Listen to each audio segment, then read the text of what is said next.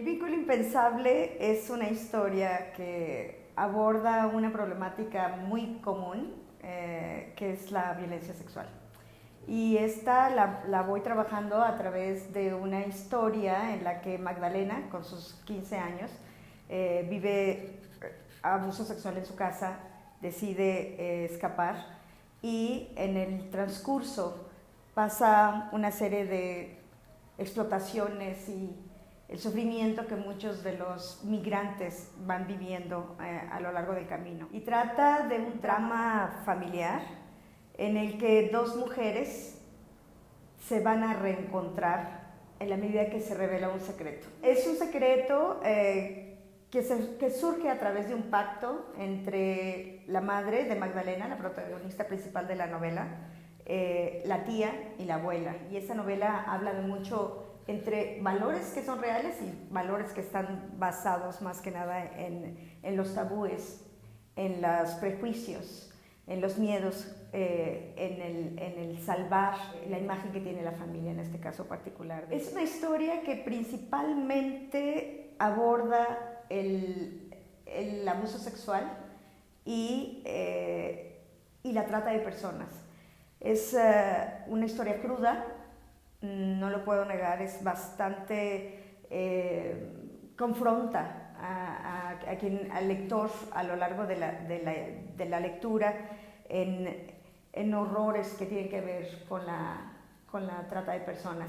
Sin embargo, y esto es probablemente lo más importante y por eso es que la escribo, hay toda un planteamiento de cómo ir sanando el trauma. En este caso en particular utilizando la escritura como una herramienta de sanación. Porque muchas veces las personas que sufren un trauma, y en este caso la violencia sexual, y se identifican a sí mismas como víctimas. Los casos que yo presento ya no son víctimas, son sobrevivientes, pero tampoco se etiquetan como tal. Las protagonistas de esta historia son mujeres muy fuertes, son mujeres que resignifican el trauma, el sufrimiento, la circunstancia que les afecta. La historia se da en Zacatecas. Yo soy de Valparaíso, Zacatecas, y a pesar de que utilizo muchas historias recopiladas en diversas partes del mundo, creí que Valparaíso era el espacio idóneo, porque hay mucha gente que migra. Mi estado tiene un porcentaje muy alto de migración.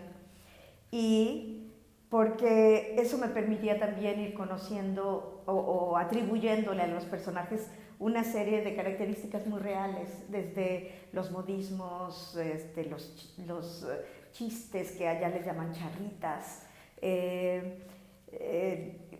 y voy hablando hasta de aspectos muy propios de la cocina, de las tradiciones, del arroyo, del lugar donde los personajes aprendieron a nadar. Para mí significó también dar un tributo al lugar en el que nací y al mismo tiempo darle como corazón a la historia.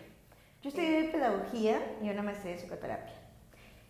Y el usar la novela fue un recurso, un pretexto para poder transmitir algunos mensajes que a mí me han tocado mucho a lo largo del trabajo que he hecho por más de 25 años en diferentes partes del mundo. Y una de ellas es la violencia sexual. Esto probablemente algunos de los lectores no lo saben, pero yo estoy viviendo en este momento en Escandinavia, en Noruega, y también allá hay unos porcentajes sorprendentes de violencia sexual. Estamos hablando de por ahí de un 8 a 16 mil casos de casos reportados, más los que no se llegan a reportar. Entonces, es un aspecto que atraviesa etnias, condiciones económicas, géneros, inclusive hay un tabú por ahí muy grande, probablemente más grande, en relación a reconocer que también hay hombres violados. Entonces es una situación que quise plasmar con un sentido de urgencia, particularmente en México, por todo lo que está sucediendo. Es impensable la cantidad de eventos que se dan todos los días. Entonces, y se normaliza, y esto no tiene por qué ser así. Parecería estar muy enfocado a lo que sucede en el acoso sexual, en el trabajo y cosas por el estilo. Pero en realidad, este es un tema que está sucediendo todos los días dentro de casa. Hay cosas que a mí me resultan aberrantes, como abuelos violando a sus nietos. Independientemente de que hay crudeza y cada uno de las palabras literalmente de lo que fui escribiendo tiene una razón de ser y tienen un sustento, particularmente basado en la experiencia, en el trabajo, en la investigación. Lo importante es que quien ha sobrevivido a este trauma tan duro tiene la posibilidad de levantarse, tiene la posibilidad de salir, tiene la posibilidad de resarcir ese pasado y de dar y construir a sus nuevas generaciones sin tener que activar y reproducir ese sufrimiento de manera consciente o inconsciente. Entonces la novela tiene esa intención de reivindicar la dignidad y el valor que no ha perdido independientemente del sufrimiento. Otros traumas como pudiera ser la tortura, experimentar una muerte violenta de alguien muy cercano, etc. Son uno de los tipos de trauma que invariablemente llevan a la adicción. Y cuando pensamos en la adicción, pensamos en que se usan drogas de diferentes tipos o el alcoholismo, pero no, estamos hablando de cualquier tipo de adicción. Estamos hablando de comprar compulsivamente, trabajar, la pornografía, los juegos de video, cualquier tipo de adicción, como una forma de ir sanando, como una forma de ir suavizando ese dolor que se mantiene ahí. Entonces, los efectos son enormes y estamos hablando de una población que en la gran mayoría de ella tiene algún tipo de adicción. Hay que trabajarlo, hay que hablarlo, pero no toda la gente tiene los medios para hacerlo. Este libro surge con esa intención. No es un libro de autoayuda, es una novela, verdaderamente es una novela, y me he esforzado porque tenga calidad literaria también. El pretexto es ponerlo en ese formato de novela, porque mucha gente no se acerca a otro tipo de literatura, y esto puede resultar algo lúdico al mismo tiempo de que va creando conciencia. He puesto una herramienta que es sumamente efectiva, particularmente para quienes no tienen otros medios. Me refiero a la escritura. La escritura puede tener un valor enorme. Tiene esa magia, hacerte ver así a ti misma tus sensaciones, tus miedos, a confrontarte, pero al mismo tiempo de aconsejarte. Es una forma de entrar y de rescatar lo más íntimo de ti para aconsejarte, para decirte algo que inclusive nadie más te puede decir, ni el terapeuta, porque entra lo más sabio de ti, sale a través de la escritura. Es fascinante. Yo la practico no como novelista, la practico como un medio o un cotidiano en el que reflexionas sobre cosas que no habías visto antes. Entonces, para quienes no lo han hecho antes y no tienen otro recurso y no tienen nadie más que contarlo, pueden contárselo a su cuaderno. Y al contárselo a su cuaderno estarán teniendo una amiga leal que no va a traicionar esa confianza, que va a estar disponible para ti 24/24, que no se va a enojar si la tomas a las 4 de la mañana porque necesitas acompañarte. Y esta novela tiene, a través de cartas, la protagonista va sanando mucho de esas heridas. Y entonces la novela puede tener dos lecturas, puede tener una lectura clásica o en el sentido literario, en el que te puedes sentar y de una manera lúdica también aprender, porque no todo es trágico en esta novela, hay aspectos chuscos también. Pero si la ves desde otra perspectiva y te enfocas particularmente en la protagonista, podrás encontrar muchas claves de cómo sanar el trauma. Y no necesariamente el trauma sexual, puede ser el trauma de haber perdido a alguien, el sufrimiento, el dolor. Y yo creo, y por lo que me empiezan a reportar los lectores, es una novela que acompaña, que te hace sentir empatía, que te hace sentir que no estás sola. Creo que es una de las características muy comunes de aquellos que han sufrido la violencia sexual, que callan y se imaginan que otra gente no lo ha sufrido o no lo comprendería. Y el ponerlo de esta manera, con mucho respeto, porque de verdad fui muy consciente de lo que de lo doloroso que puede ser, y de hacerlo con mucho respeto. Y afortunadamente la retroalimentación que empiezo a recibir es muy, muy positiva.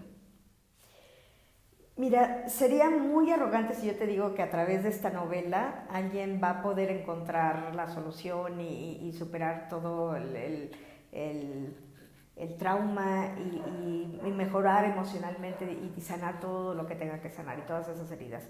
Sería muy, muy arrogante. No es el libro mágico, definitivamente no lo es. Sin embargo, sí es a través de la escritura, sí es uno de los medios muy efectivos que te puede llevar a ir superando cosas, porque además es un recurso que tienes siempre. En la medida que sepas escribir y que tengas un lápiz o cualquier cosa que tengas, porque puedes también releerte y interpretarte y encontrar aspectos en los que no habías pensado antes. Puedes escribir para perdonarte, puedes escribir para perdonar, puedes escribir para sacar el coraje, pero después también te das cuenta de que tal vez con quien estás enojado no necesariamente es la persona real, es con aquella persona que está dentro de ti, en tu cabeza.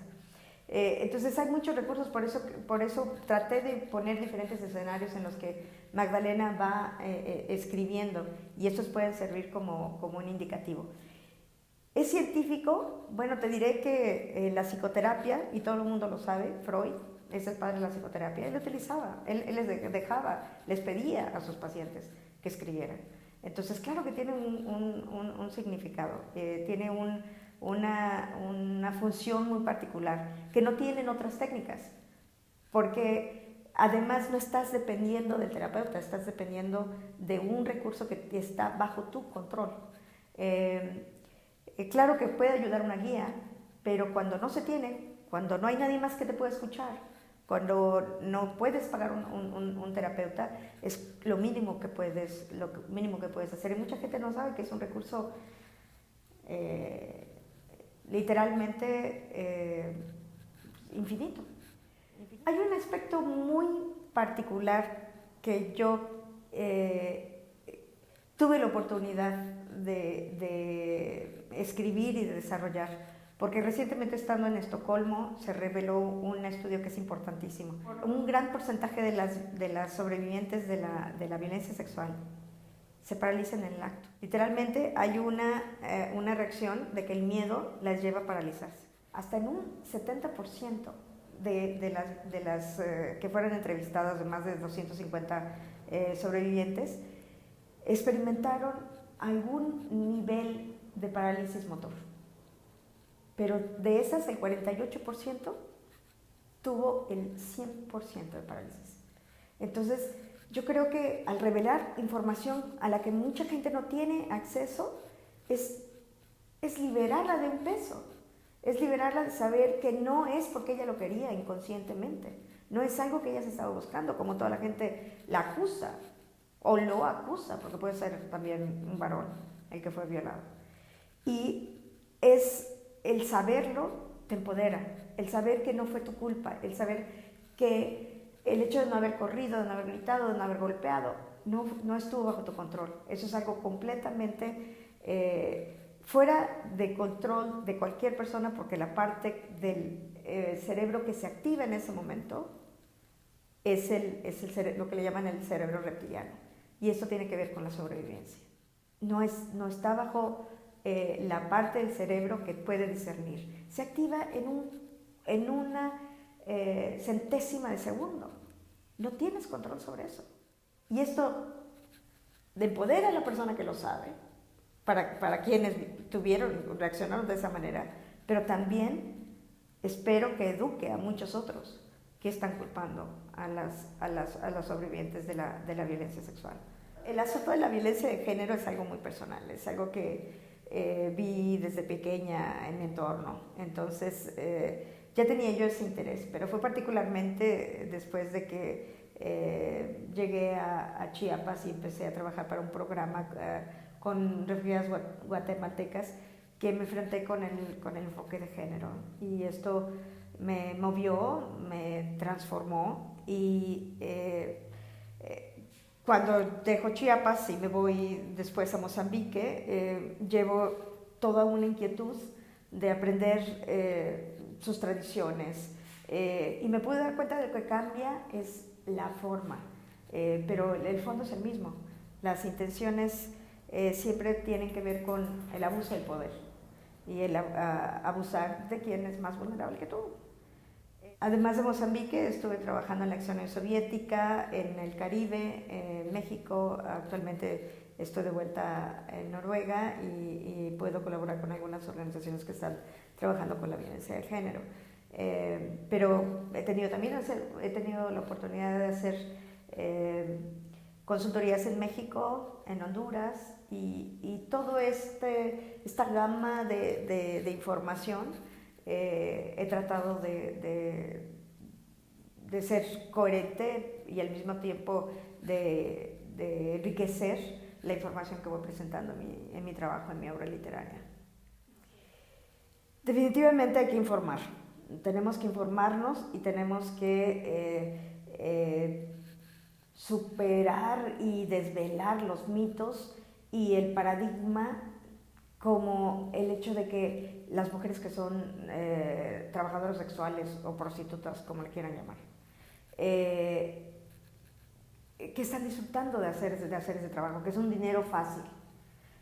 Hay muchos mitos al respecto, pero también en esto que me preguntas sobre leyes, tal vez no son tan malas como la actitud, porque hay todo un estereotipo, como te lo decía hace rato. Se supone que quien no se defendió porque estaba paralizada por el miedo, que son la mayoría de las sobrevivientes, alguien en la corte, los policías, los mismos médicos, le estarán acusando de que fue su culpa.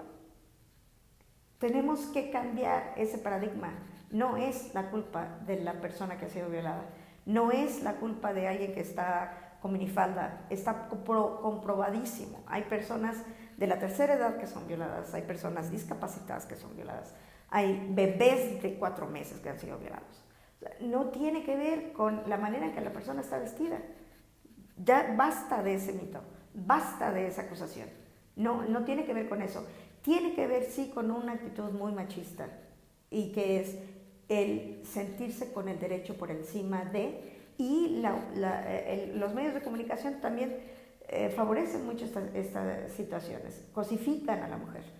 Y estoy hablando de los medios normales, olvídate de la pornografía, porque ahí el 95% de las películas tienen un nivel de violencia. Y esa es la forma en que nuestros adolescentes tienen acceso a la información, a través de la pornografía. Entonces tenemos que buscar medios, y la educación tiene que ver mucho con esto. Los invito a que visiten mi página, que es silviagurrola.com, y que busquen tanto en la página de Textofilia, que es la editorial que publica este libro, y que me hagan el favor de seguirme también a través de las redes Facebook. Me van a encontrar en mi página personal, o me pueden encontrar en mi página de escritora. Nada más escribe a Silvia Gurrola. Muchísimas gracias.